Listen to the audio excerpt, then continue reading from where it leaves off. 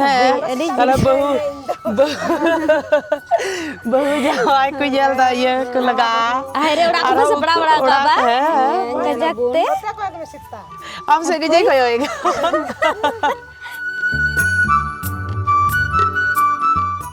বন্ধুরা কিছু বুঝতে পেরেছেন ওনারা কি বলছেন? আমি কিন্তু কিচ্ছু বুঝতে পারিনি। ওনারা সাঁওতালি নারী, তাই সাঁওতালি ভাষায় কথা বলছেন। ror dareyak kana ya ye ceko men se dijai আরেকটু হাসান, এদিকে তাকান। lagak mana ya nu এটা কি বললেন? বলছি যে লজ্জা পাচ্ছি আবার বলেন তো, এটা কি বলেন? কি বলছিলেন? লাজা কানাই লজ্জা কোনই মানে হলো লজ্জা পাচ্ছি পাচ্ছি। আজকে আমি আছি নাটোর জেলার বাগাতিপাড়া উপজেলার দেবনগর সাঁওতাল গ্রামে। আজকে আপনাদের দেখাবো বাংলাদেশের সাঁওতালি আদিবাসীদের জীবনযাপন এবং বিভিন্ন ধরনের রঙিন উৎসব। এই ভিডিওটি খুবই ইন্টারেস্টিং হতে চলেছে, তাই ভিডিওটি সম্পূর্ণ দেখবেন। আর এরকম ভিন্নধর্মী ভিডিও দেখতে চ্যানেলটি অবশ্যই সাবস্ক্রাইব করবেন।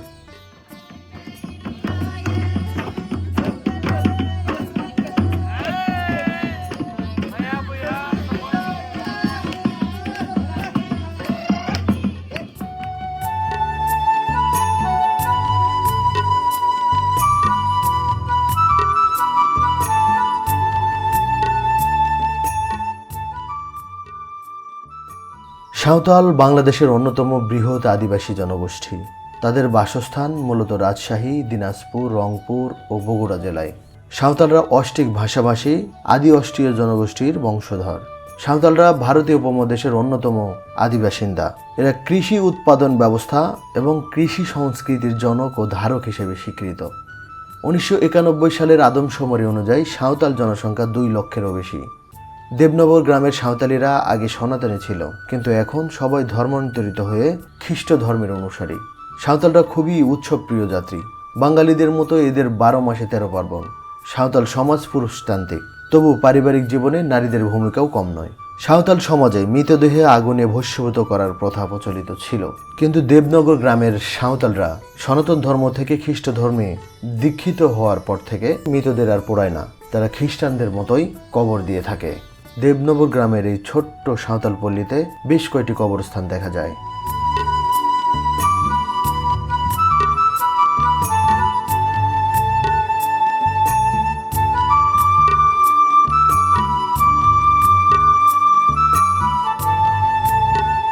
সাঁওতালরা কৃষিকাজের পাশাপাশি অন্যান্য কাজও করে থাকে, যেমন মাছ ধরা, পশুপালন। পশুপালনের মধ্যে তারা গরু পালে এবং শূকর পালে।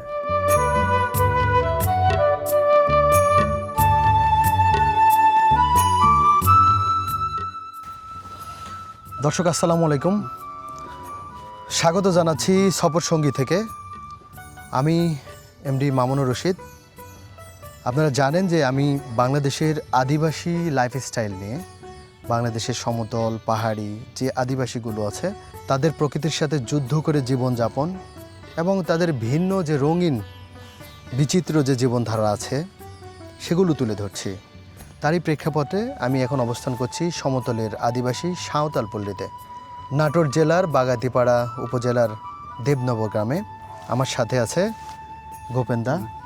নমস্কার দাদা, ভালো আছেন? হ্যাঁ, ভালো আছি। আপনার নাম আমি জানি, তারপরও একটু পরিচয় দেন। আমার নাম গোপেন মিশ্রা। আপনার নাম গোপেন মিশ্রা? মিশ্রা। আচ্ছা, আপনার বাড়ি হচ্ছে এই দেবনগর গ্রামে। যে যে সাঁওতাল আদিবাসীরা আছে সেই গ্রামে। ওই গ্রামে আমি এখন যে জায়গাতে অবস্থান করছি সেটা হচ্ছে আপনাদের মেন যে গির্জাটা, সেই গির্জাটার পাশে। সাঁওতাল আদিবাসীদের প্রধান ধর্ম কোনটি? এই মুহূর্তে এখন খ্রিস্টান ধর্ম আমরা পালন করতেছি। মানে আপনার একটা সময় আপনাদের নিজস্ব কোনো ধর্ম ছিল? হ্যাঁ, সনাতন ধর্ম ছিল। সনাতন ধর্ম ছিল। তো এই সনাতন ধর্ম থেকে আস্তে আস্তে আপনাদের টার্ন ওভার ঘটতেছে। অনেক জায়গায় দেখছি যে সাঁওতালরা মুসলিম ধর্মে চলে আসছে, আবার কোনো কোনো জায়গায় দেখছি যে খ্রিস্টান ধর্মে চলে যাচ্ছে, আবার কোনো কোনো জায়গায় দেখা যাচ্ছে সনাতনী আছে। এই গ্রামে টোটাল পরিবার কটি? 37টা পরিবার। 37টা পরিবার আছে, তার মধ্যে সবাই সবাই খ্রিস্টান ধর্মের অনুসারী। আপনারা এখন যে ভাষায় কথা বলেন সেটা কি ভাষায়, ভাষার নাম কি? সাঁওতালি ভাষা। সাঁওতালি ভাষা। আপনি কি জানেন যে আপনাদের এই সাঁওতাল ধর্মটার বা সাঁওতাল জাতিগোষ্ঠীর উৎপত্তি কোন জায়গা থেকে? এটা তো জানার প্রথম শুরু থেকে এটা ইরাক থেকে। ইরাক? ইরাক, ইরাক থেকে? হ্যাঁ, ইরাক থেকে জন্ম, মানে ওখান থেকে শুরু। ওখান থেকে শুরু।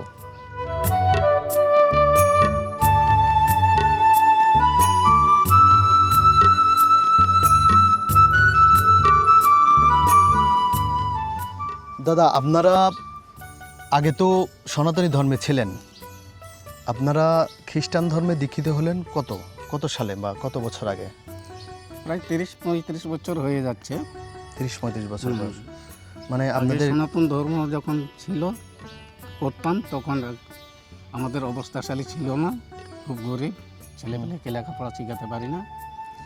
তারপরে যে খ্রিস্টানে ধর্ম গ্রহণ করার পরে মিশনে ফ্রি পড়াশোনা, চিকিৎসা ফ্রি, এইসব করে এখন আমাদের ছেলেপেলে এখন বিএ পাস পর্যন্ত লেখাপড়া অনেকেই করছে।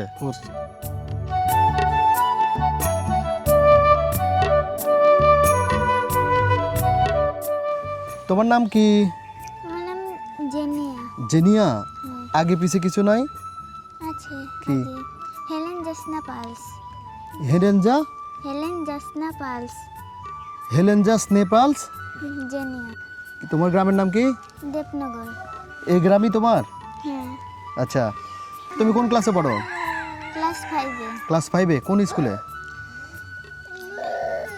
ভবানীপুর স্কুলে। ভবানীপুর মিশনারি স্কুলে? হ্যাঁ। আচ্ছা।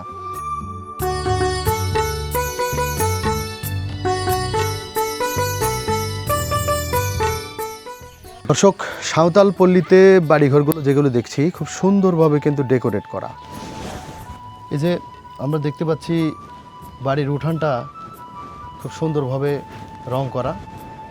এই পাশে আমরা দেখছি যে সুন্দর করে ফুল আঁকা হয়েছে, যেখানে আমরা দেওয়াল আলপনা বলে থাকি। সুন্দর করে সাজানো হয়েছে।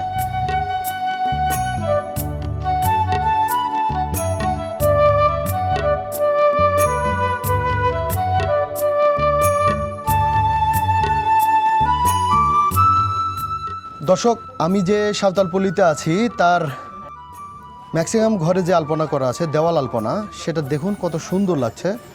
আর এখানকার বাড়িঘরগুলো এত সুন্দরভাবে মাটি দিয়ে লেপে দেওয়া আছে, দেখে একদম অভিভূত হওয়ার মতো। দেখুন প্রত্যেকটা বাড়ির আঙিনা এবং দেওয়ালে সুন্দর করে লেপন করা আছে। আমরা এখানে দেখতে পাচ্ছি 2টা ছাগলকে খাবার দেওয়া হয়েছে। শীতের কারণে ছাগলের গায়ে কিন্তু কাপড় লাগানো আছে। এখানেও ছাগলকে খাওয়ানোর পাতা ঝোলানো আছে। এটা সম্ভবত বেগুন পাতা আর গাছের পাতা রয়েছে। আর বাড়ির সামনে দেখা যাচ্ছে মাচা, সেখানে অনেক সবজি চাষ হয়। এখন দেখতেছি পুঁই শাক চাষ করা হচ্ছে। আর নিচে যেটা দেখতে পাচ্ছি সেটা হচ্ছে মুরগির কুঠি বলি, এলাকায় কুঠি বলে। আসলে এটা মুরগির ঘর। এখানে রাত্রে মুরগি ঢোকানো হয়, দিনের বেলা ছেড়ে দেওয়া হয়, সেটা বিভিন্ন জায়গায় চড়ে বেড়ায়, খেয়ে বেড়ায়, দেশি মুরগি যেটাকে বলে। আর এখানে আমরা দেখতে পাচ্ছি একটা তেঁতুল গাছ।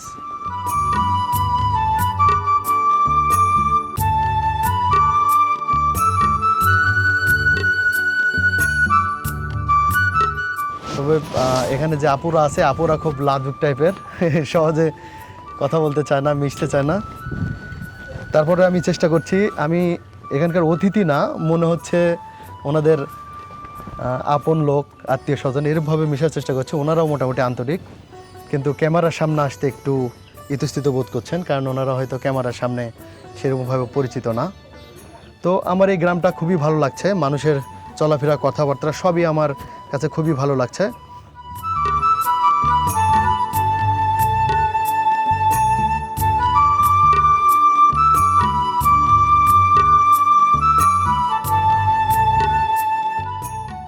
কেমন আছেন?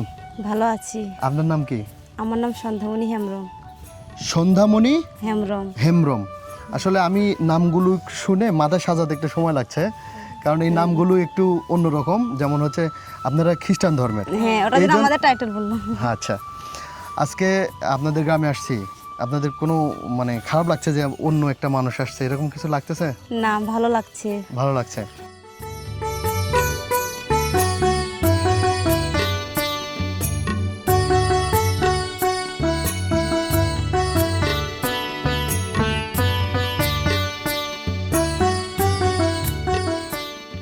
আমরা এখানে যে বাড়িগুলো দেখেছি সব মোটামুটি কাছাকাছি। আমরা একটা বাড়িতে ঢুকবো এখন। কেমন আছেন? এটা আপনাদের বাড়ি? দর্শক, বাড়িটাকে খুব সুন্দরভাবে সাজানো হয়েছে, কারণ মেরি ক্রিসমাস ডে গিয়েছে একদিন আগেই। তো এই ক্রিসমাসের কারণে বাড়িটাকে সুন্দরভাবে সাজানো হয়েছে। বাড়িতে বাড়ির লোকজন খুব সুন্দরভাবে বসে আছে, এখানে কাজকর্ম করছে।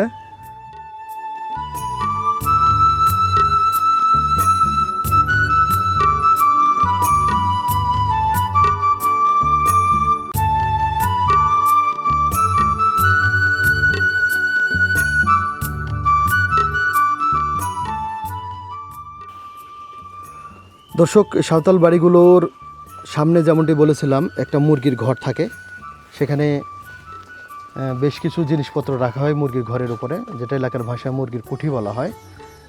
দৈনন্দিন জীবনে ব্যবহৃত ঝাঁকা, ডালি, ছোট বস্তা এগুলো সাজায় রাখা হয়। আর বাড়ির ভিতরে হাঁসগুলো যেগুলো থাকে সেগুলোকে খাইতে দেওয়া হয়। আমরা যেটা দেখছি এখন চীনা হাঁসের একটা দল, একে খাবার খাওয়ানো হচ্ছে, ধান খাইতে দেওয়া হয়েছে। তার সামনে আমরা দেখতে পাচ্ছি মাছ ধরার জাল, এই জালগুলো দিয়ে মাছ ধরা হয়। আর যদি বাড়ির ভিতরে প্রবেশ করতে চাই তাহলে দেখা যাবে বাড়ির ভিতরে গরুর গোয়াল, মানে প্রত্যেকটা বাড়ির ভিতরে গরুর গোয়াল থাকে। এই যে বাড়ির ভিতরে একটা গরুর গোয়াল, এখানে 2টা গরু রয়েছে। আর এখানে খাবার চারি আছে, এটা খাবারের যে জায়গাটা চারি বলে। আর এখানে তো দেখালামই হাঁস খাওয়ানো হচ্ছে। আর এখানে ছোট্ট একটি দোলনা বানানো হয়েছে, বাচ্চা কাচ্চা এই গাছে যে ঝোলানো যে দোলনাটা, এটা দিয়ে দোল খায়।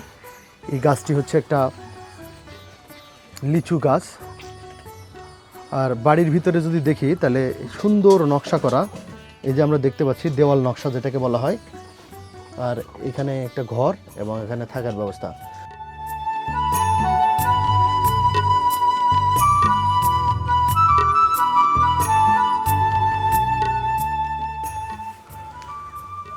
দর্শক, এই বাড়িটি আমার খুব সুন্দর লেগেছে। এই বাড়ি ঘুরতে ঘুরতে দেখি বাড়ির ভিতরে এক আপু রান্না করছে, একটু দেখি রান্নাঘরে ঢুকে। আপু কেমন আছেন? আপনার নাম কি? শেফালি আপনার নাম। এখন কি রান্না করছেন? কি কি রান্না করলেন আজকে? এটা কি দেখি একটু। মাংস, খাসির মাংস। আর এটা এটা কি রান্না করছেন? পোলট্রি মুরগির মাংস, তাই তো? আর এই আপনাদের রান্নাঘরে দেখি এখানে একটা ঝাঁকার মতো আছে, এখানে মশলা টশলা রাখেন নাকি? আচ্ছা, এদিকে ঝুলিয়ে রাখছেন। আচ্ছা, এখানে তরকারি আছে, তেল, ছোট ছোট জিনিসগুলো ঝোলানো আছে না? আপনাদের বাড়িটা খুব সুন্দর সাজানো। এই যে এটা বসেন, এটা কি আপনার বসার যে জিনিসটা, এটা কি আপনার তৈরি করা? এটা হলো খড় দিয়ে তৈরি না? হ্যাঁ, পোয়াল থেকে খড় বলে আর কি। তো রান্না বান্না করেন, খাওয়ার সময় আসলে খেয়ে যাবো কিন্তু। ওকে।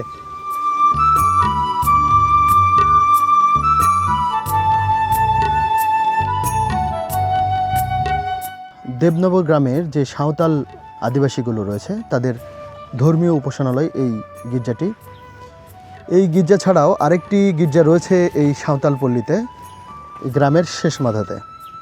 অর্থাৎ সাঁওতাল পল্লীর শুরুতে একটি গির্জা এবং ওপাশে যে জায়গায় শেষ হয়ে যাচ্ছে সেখানে একটা গির্জা রয়েছে। গির্জাটা খুব সুন্দরভাবে সাজানো আছে দেখছি, কারণ একদিন আগে এখানে ক্রিসমাস ডে চলে গেছে। ক্রিসমাস পালন করার জন্য গির্জাটাকে সুন্দরভাবে সাজানো হয়েছে।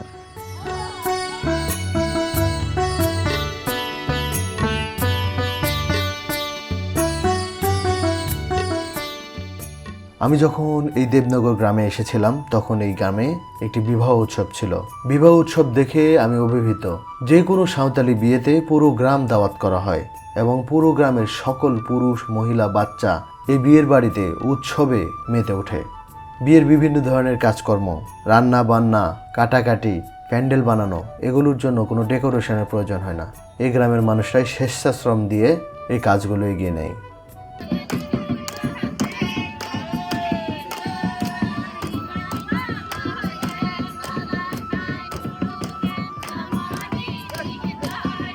এই সাঁওতাল পল্লীতে একটি দিন থাকার পরে আমার কাছে মনে হয়েছে সাঁওতালিরা সবাই মিলে একটা আনন্দপঞ্জিতে বসবাস করছে।